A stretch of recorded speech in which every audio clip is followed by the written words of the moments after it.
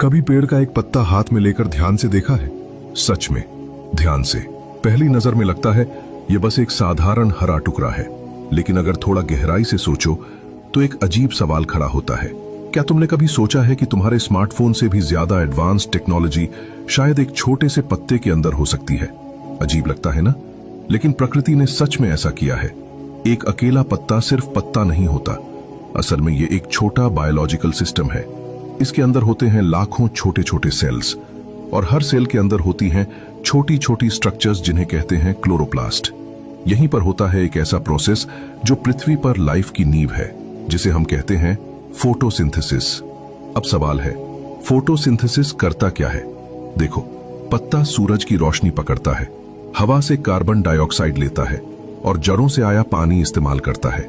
फिर इन तीनों को मिलाकर एक केमिकल रिएक्शन करता है और उस रिएक्शन से बनता है ग्लूकोज, यानी भोजन। मतलब सीधी भाषा में समझो, पत्ता हवा और रोशनी को खाने में बदल देता है। सोच कर देखो, तुम्हारा फोन बैटरी से चलता है।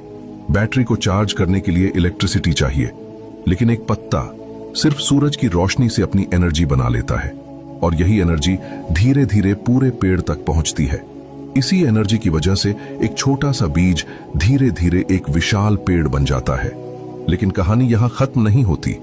असल में पूरी पृथ्वी की फूड चेन कहीं न कहीं एक पत्ते से शुरू होती है। पौधे एनर्जी बनाते हैं, जानवर पौधों को खाते हैं, फिर दूसरे जानवर उन जानवरों को खाते हैं। यानी अगर ध्यान से देखो तो पूरी लाइफ सिस्टम की शुरुआत एक पत्ते से होती है। और सिर्फ फूड ही नहीं, पत्ते एक और काम करते हैं जो पृथ्वी पर लाइफ के लिए जरूरी है। वे बनाते हैं ऑक्सीजन। यही ऑक्सीजन हम हर सांस में लेते हैं।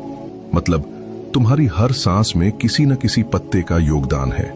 तो अगली बार जब तुम किसी पेड़ का पत्ता देखो, उसे बस एक हरी चीज मत समझना, क्योंकि उस छोटे से पत्ते के अंदर सूरज की एनर्जी जीवन में बदल रही होती है।